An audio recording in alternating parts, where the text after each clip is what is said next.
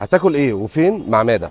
احنا النهارده في قلب الغوريه رايحين نزور فوقش بن سيد، هنشوف الطواجن على اصولها ونشوف هو بيقدم ايه.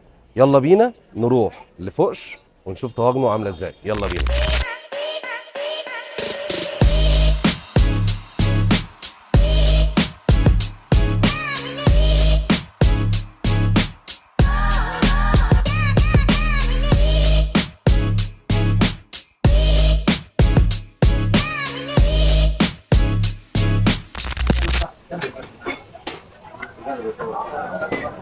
احنا النهارده من داخل مطعم فوقش بن سيد، جايين نعرفكم سر من اسرار الطواجن اللي بيقدمها فوقش.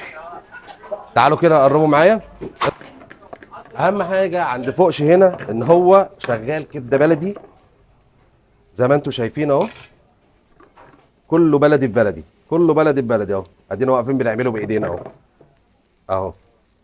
كبده عنده بلدي، السمنه بلدي، والليه هنا دي اللي انا بعشقها، دي هتودينا في حته تاني خالص الليه هنا. طبعا انا مش هعمل لكم شو فاير، هم كفايه الشو فاير اللي عاملينه. تعالى كمل انت. هكمل معاكم بقى واقول لكم بقى بصوا الطواجن عامله ازاي. لا ده احنا هنطلع فوق ناكل ونشوف الاكل عامل ازاي، الطواجن عنده عامله ازاي، الكبده اللي احنا وقفنا عملناها دلوقتي عامله ازاي. يا جدعان انتوا مش شامين اللي انا شامه.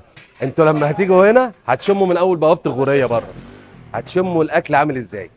هتمشي في الشارع، هتيجي من الغوريه من بوابه الغوريه، هتاخد 300 400 متر على ايدك، تدخل شمال مش يمين، لا شمال، تدخل شمال في يمين زي ما انت شايف كده. هنوصل لفوقش. هتيجي عند فوقش، انت الريحه هتجيبك من اول الغوريه. فتعالوا بقى نطلع فوق وناكل ونشوف الاكل هيوصلنا لفين. يلا. الطواجن اللي احنا شفناها تحت وشميناها، اللي انا شميتها مش ان انتوا شميتوها، اللي انا شميتها اهي. انا مش عارف ابتدي بايه ولا بايه، بس انا هبتدي باللي بيلظ قدامي ده. الكوارع دي حكايه. بقالي كتير قوي ما رحتش مطعم ولقيته بيقدم الكارع كده. دي الكوارع مش الجبهه. كتير بيقدموا شوربه الكوارع، بتبقى شوربه كوارع وانت ما تعرفش فيها ايه، بس ده اهي. بص دي زي دي اختي دي، مش جابها خالص. رز يا جدعان، شويه شوربه بامانه شابوه ليه.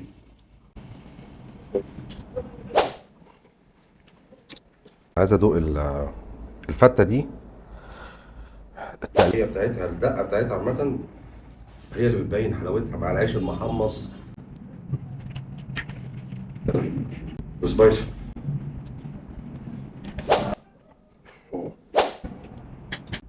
هفضل اكل مش هشبع.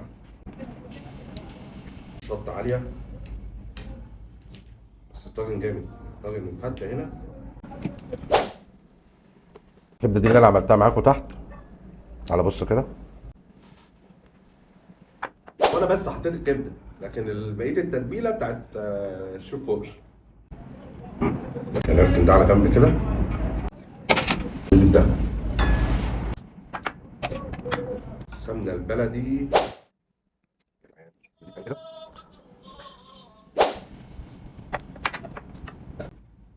بلدي يوجر.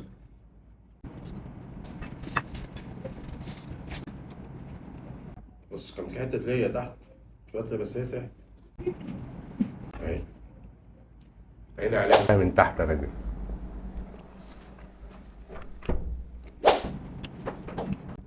ولا اروع الكبده.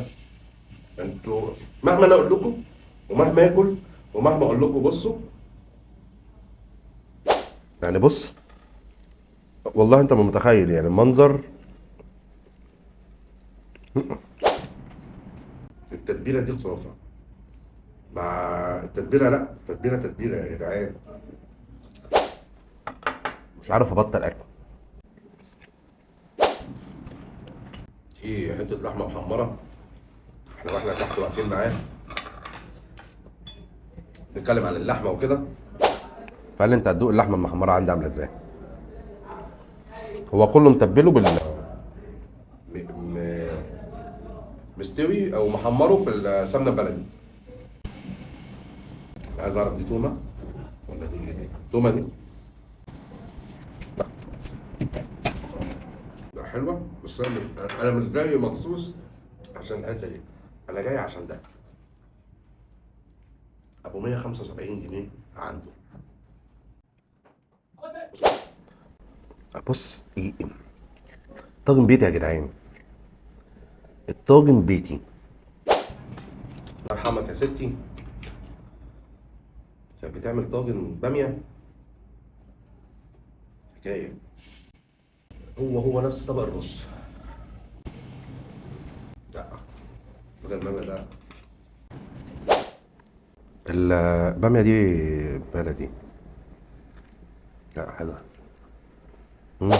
وريحتها روعه، ريحتها روعه. انا لسه كل ده ما جيتش جنب اللحمه بتاعته. أوه. بص بص بص بص بص بص بص بص بص، دي كندوز دي، حته كندوز. ده بقى ليمونه، انا مش عايز ابهدل الطاجن كله.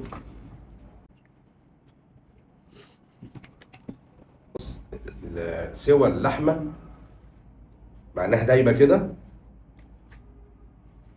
بصوا ماسكه نفسها ازاي دي كمان، مش مهريه، دي مش مهريه. بص دي مهريه ازاي،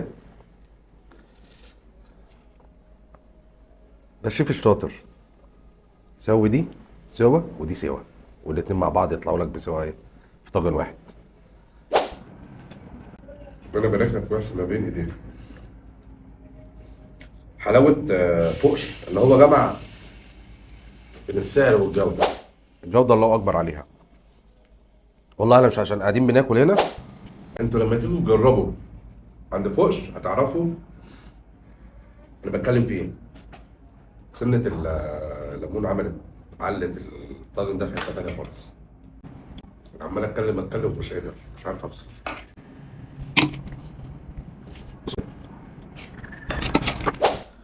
ده طاجن، ده لحمه لحمه بالبصل. الطاجن شكله يخض، والله الطاجن شكله يخض. يا لهوي، يا لهوي، ايه يا جدعان ده، ايه ده، ايه ده، ايه ده، بهدلنا الدنيا. ده انا باكل بايد وبق بمعلقه او باي حاجه. بصوا دي قطعيه ودي قطعيه. بص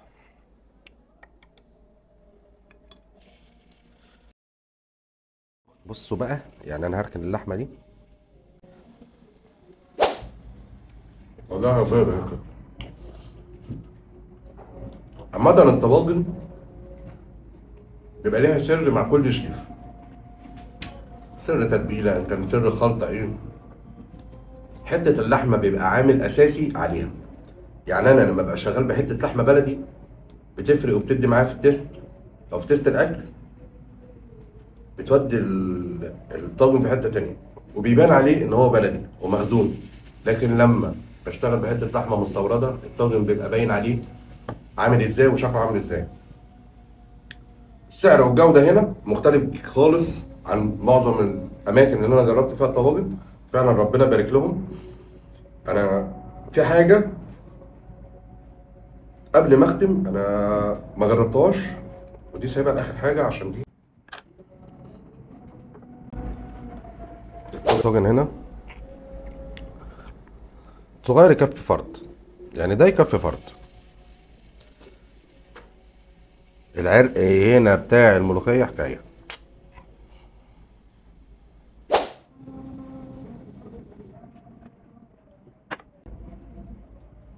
قوامة مظبوط الملوخية،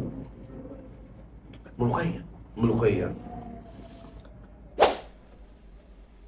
الفراخ عندهم بتتسوى بطريقة مختلفة، بتتعامل معامله الطواجن. ازاي يا عم احمد؟ اقول لك انا. هو عامل فرشه، عنده صاج كبير كده، فرش فرشه فيها بطاطس طبعا، وبقى التحابيش بقى والكلام ده كله، وحاطط فيها الايه، الفراخ. فبتتعامل معامله ايه، الطاجن. انت لو تاخد بالك هي اصلا سواء طاجن يعني. فرخه نظيفه من جوه. اما بساله بكام الربع فرخه ده مع الطبق والسلطه وكده، فقال لي 85 جنيه. بامانه. عايزين ندوق بطاطس، بس ممكن نعمل ايه، تبقى شويه الرز تبقى كفايه، بس احنا ايه كلنا رز كتير.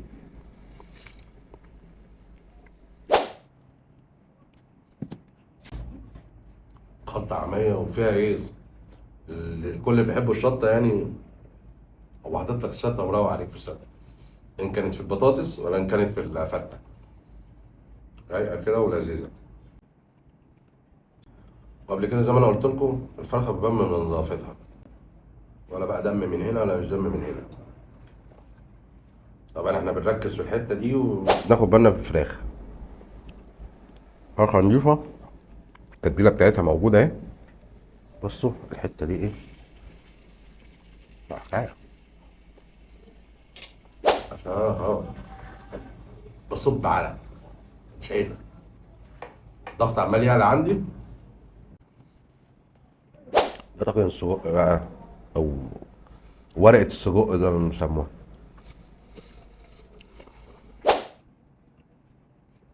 ناخد شوية سويسكي نبلع بيهم. الويسكي الحلال هنا في مصر. انا عمال ادي في كمية سمنة وكمية دهون، انا مش عارف اروح فين بالفيديو ده. لا، لحمة، هناكل لحمة. هو والله العظيم يعني. انا مش شفتش السجق كان شكله عامل ازاي وهو بيتعمل، بس السجق ده سجق لحمة، سجق تقيلة. مش انت بتاكل، لا انت وانت بتاكل لحمة. بص، التتبيلة دي يا جدعان، التتبيلة دي انا ما بنصحش بيها حد اصلا. ما بنصحش بيها حد خالص. والله ربنا يبارك لك يا فرش، والله ربنا يحسن ما بين ايديك. انا مش قادر. استناني في الفيديو الجاي عشان اقول لك هتاكل ايه وفين مع ماده.